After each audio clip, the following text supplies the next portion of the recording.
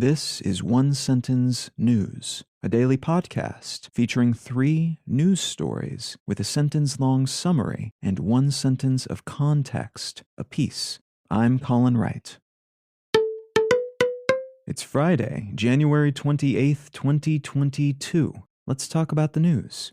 From Axios, physicists report first creation of self-heating plasma for nuclear fusion. In a first, scientists have created what's called self-heating plasma in a lab, which means fuel has been sparked into a fusion reaction with the majority of heat it generates coming from the reaction. This is just one of quite a few recent announcements of this kind, detailing new milestones achieved on the way to what is someday hoped to be clean, carbon emission and nuclear waste-free energy from the same type of reaction that keeps stars churning out energy. This space has also been economically popular, with a flood of new money being distributed to researchers around the world, especially to government research groups in China and private fusion energy-focused businesses in the United States.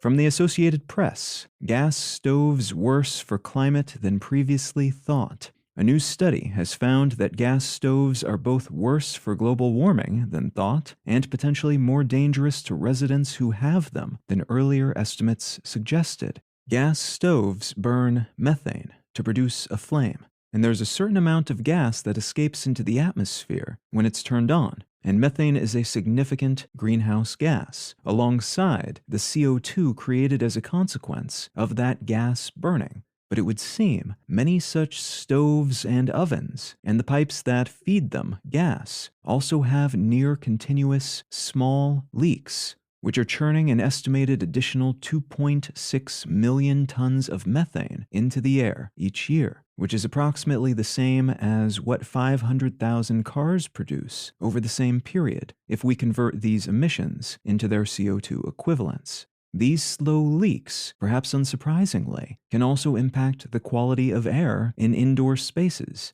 and may cause or contribute to negative cardiovascular and respiratory health outcomes. And from Reuters, Jordan says 27 drug smugglers killed at border with Syria. The Jordanian army has killed at least 27 armed drug smugglers trying to cross into Jordan from Syria and wounded an unknown number of others before they fled, according to an official statement. Quite a few such incursions from Syria into Jordan have been noted over the past year, with many of them ending in firefights. But this one was especially deadly because the army recently changed its stance towards smugglers, opting for a shoot-on-sight policy, which in this case was leveled against a group of about 80 smugglers, 50 of which are thought to be either missing or dead, a number that includes the aforementioned 27 that have been confirmed killed. These smugglers were likely carrying an illegal and addictive amphetamine called Captagon, which has become popular across the Middle East and which has been produced on a large scale in and exported from Syria over the course of the past decade or so.